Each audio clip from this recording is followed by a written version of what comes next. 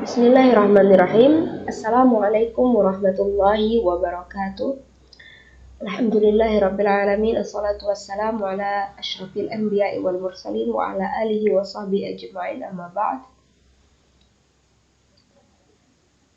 Baiklah, pada kesempatan kali ini kita akan belajar bahasa Arab dengan buku dari buku Durusul Lugha al-Arabiyyah li ghairin naqiqina biha al-kitab al-awwal atau kitab yang pertama.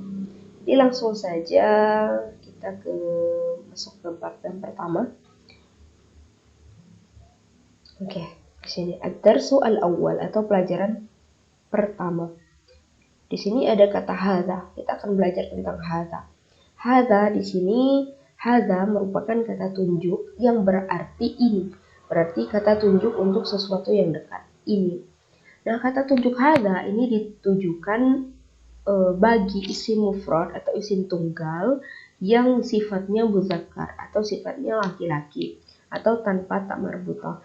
Jadi di dalam bahasa Arab itu ada dua, ya, dari segi jenis kelaminnya itu ada dua macam, isim muzakkar dan isim muannats. Isim muzakkar itu tidak ada tak marbutah, umumnya ditandai dengan salah satunya ditandai dengan tidak adanya tak marbutah. Itu untuk isim muzakkar.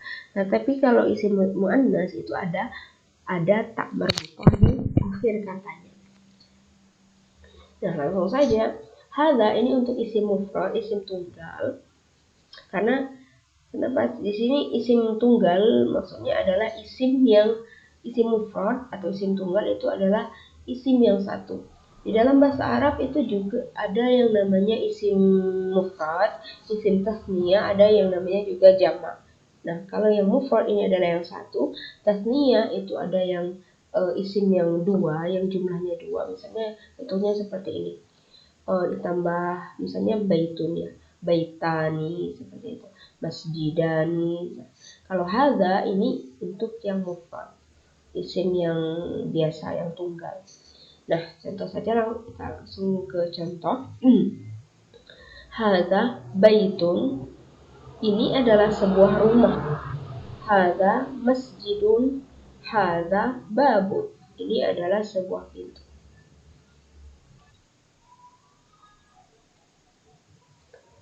Nah, hadza babun.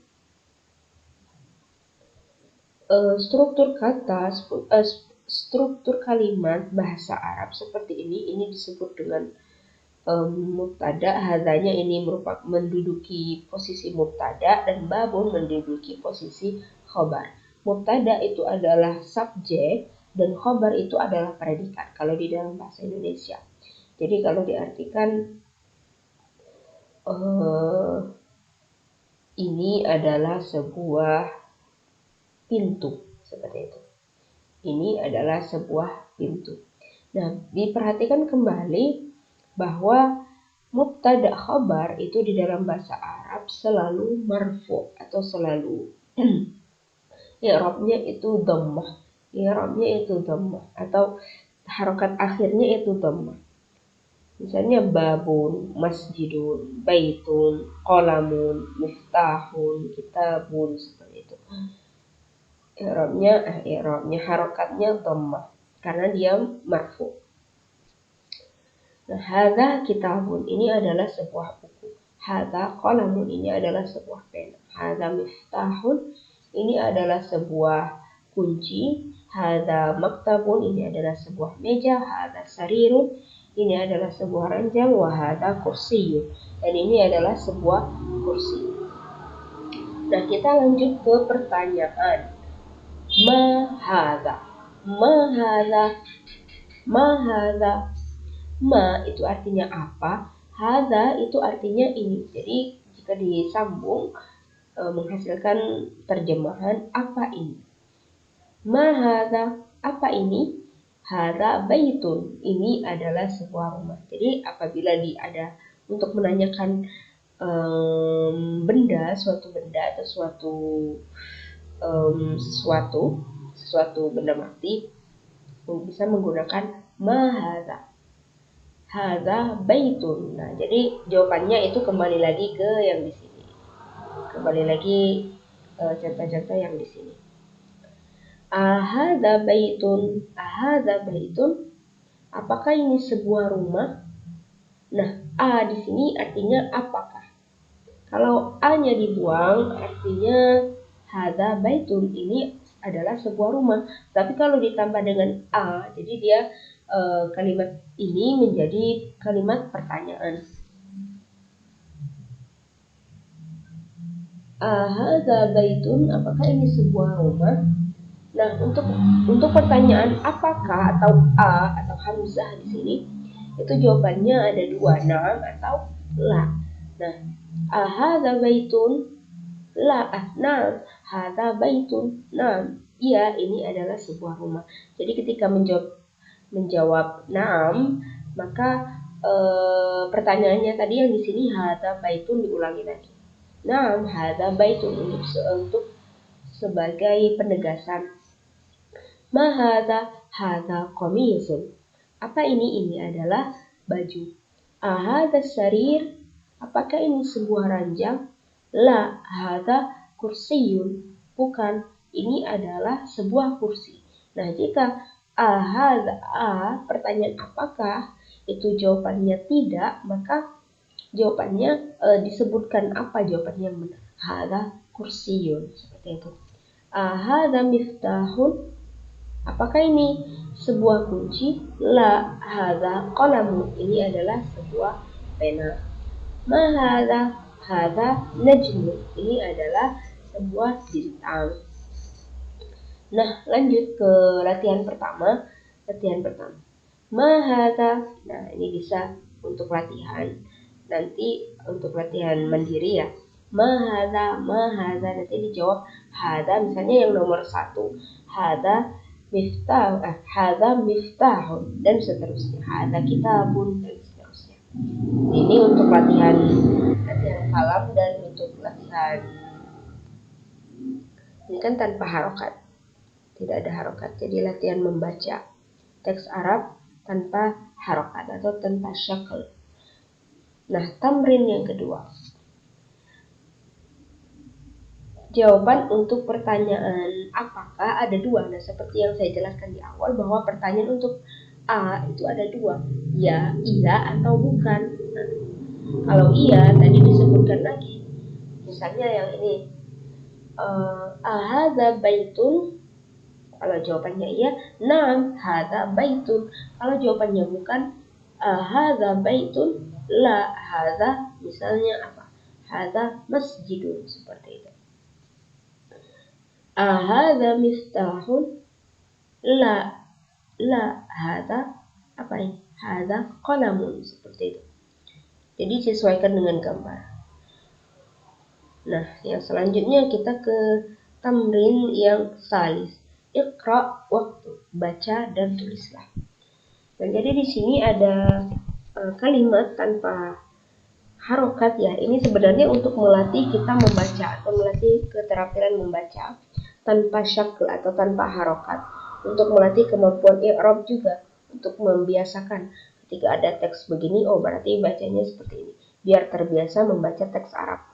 Misalnya di sini tadi kan sudah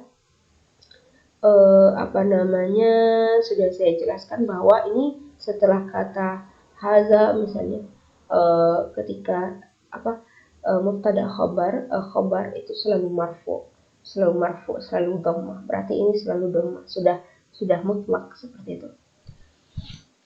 Nah, jadi kita bisa langsung membaca tanpa diharokati, tanpa adanya harokat. Misalnya hadza maktabun, hadza masjidun. Meskipun tidak ada harokat, tapi kita sudah bisa menebak seperti itu. Sudah bisa menebak ini bacanya apa. Oh, ini bacanya, oh ini ada qaf, ada lam, ada mim. Oh, ini qalamun. Hadza qalamun. Hadza, oh ini tadi apa ya? Diingat-ingat di awalnya. Ini juga untuk menambah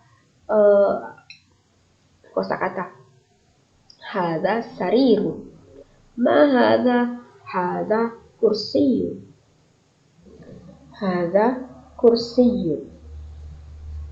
Nah, ini tadi seperti contoh yang di atas. Jadi jika sudah dibaca berulang-ulang, jadi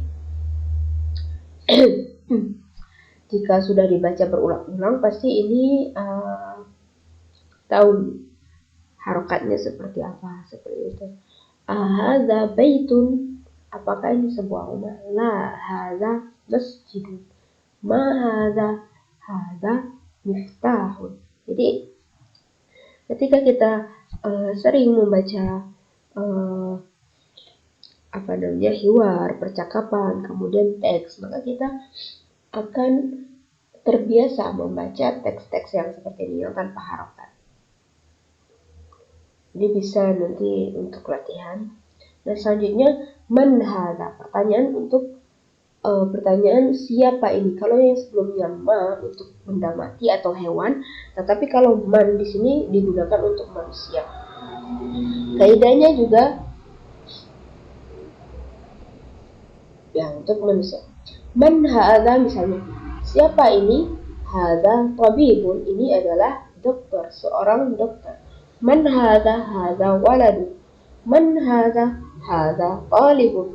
Hadza waladun, la hadza rajulun. Bukan, ini adalah seorang anak laki-laki. Jadi kaidahnya sama seperti yang sebelumnya. Misalnya hadza di sini digunakan untuk isim yang mudzakkar. Nah, di sini tidak ada tak marbuthah, di sini juga tidak ada tak marbuthah, di sini juga tidak ada tak marbuthah, di sini juga tidak ada tak marbuthah. Semuanya isim mudzakkar. Yang menggunakan hadza itu adalah isim yang mudzakkar dan tunggal.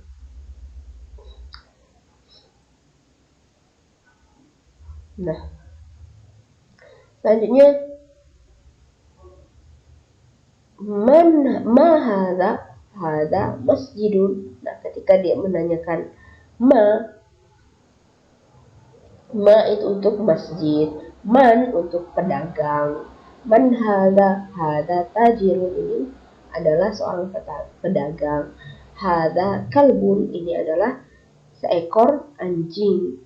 Hadza kalbun, apakah ini seekor anjing? La hadza qitun, ini adalah seekor, bukan, hadza qitun, ini adalah seekor kucing. Hadza himarun. Hadza himar. La hadza hisan. Wa ma hadza jamal. Nah, ketika menanyakan hewan itu menggunakan ma, bukan menggunakan man ya, karena man itu untuk yang berakal. Seperti itu. Nah, selanjutnya ma hadza dikun. Man hadza. Nah, kalau man berarti dia mengacu kepada manusia. Hadza mudarris.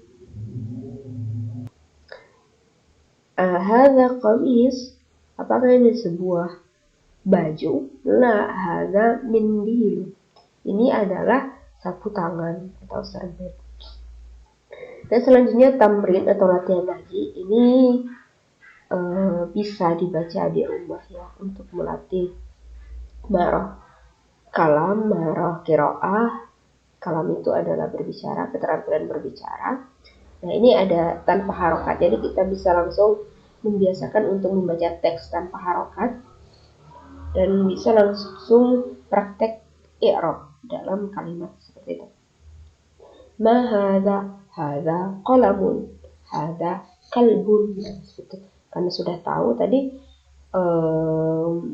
khobar itu khobar wajib dhammatain, wajib marfu, maka ini bisa langsung dibaca kalbun, tabibun, jamalun. Nah, bagaimana cara membaca, misalnya ininya kasra, ininya fathah, faknya fathah, ininya kasra, ya itu dibiasakan. Maksudnya bukan dibiasakan, tapi dikenali dulu mufradatnya, dihafalkan mufradatnya. Seperti itu. Mendilu, bukan mandilu tapi mendilu. Dihafalkan mufradatnya. Karena mungkin ini saja bab pertama kita. Kurang lebihnya saya mohon maaf kepada Allah. Marilah kita sama-sama memohon ampun. Saya tutup. Wassalamualaikum